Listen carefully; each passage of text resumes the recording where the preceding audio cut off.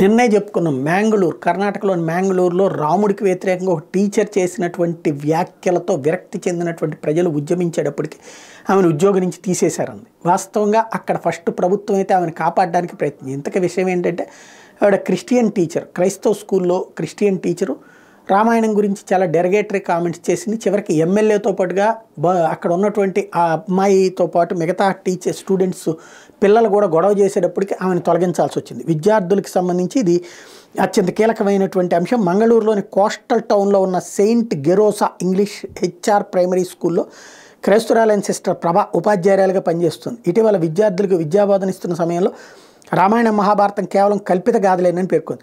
Christian మతాన్ని కీర్తిస్తూ హిందూ దేవుడిని స్వీకరించేలా విద్యార్థుల్ని ప్రోత్సహిస్తోందని, అంటే హిందూ దేవుళ్ళని కించపరిచేలా విద్యార్థులను ప్రోత్సహిస్తోందని ఆరోపిస్తూ టీచర్ సిస్టర్ ప్రభ మీద విద్యార్థిని తల్లిదండ్రులు శరత్ కుమార్ పాండేశ్వర్ పోలీస్ స్టేషన్లో ఫిర్యాదు చేశారు.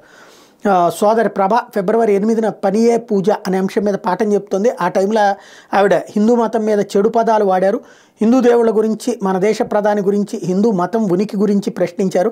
హిందూ మతాన్ని అవమానించారని ఆరోపించారు. అంతేకాదు ప్రధాని మోడీకి వ్యతిరేకంగా కూడా మాట్లాడారని ఆరోపణలు వచ్చినాయి. 2002లో గోద్రా అల్లర్లో Bilkis Bano gang rape case గురించి ఆమె ప్రస్తావించారని బయటకు వచ్చింది. ఈ విషయం వెలుగులోకి రావడంతో రైట్ వింగ్ గ్రూప్ వాళ్ళు ఆ టీచర్కి వ్యతిరేకంగా అక్కడ పెద్ద ఎత్తున ఉద్యమించారు. బీజేపీ ఎమ్మెల్యే వేద్యస్ కామత్ కూడా ఈ గ్రూప్కి మద్దతు చెప్పారు. ఆ టీచర్ని వెంటనే సస్పెండ్ చేయాలని డిమాండ్ చేస్తూ ఉద్యమించేటప్పటికి ప్రస్తుతానికి టీచర్ని సస్పెండ్ చేసి ఆమె మీద విచారణ డీఈఓకి అప్పచెప్పారు.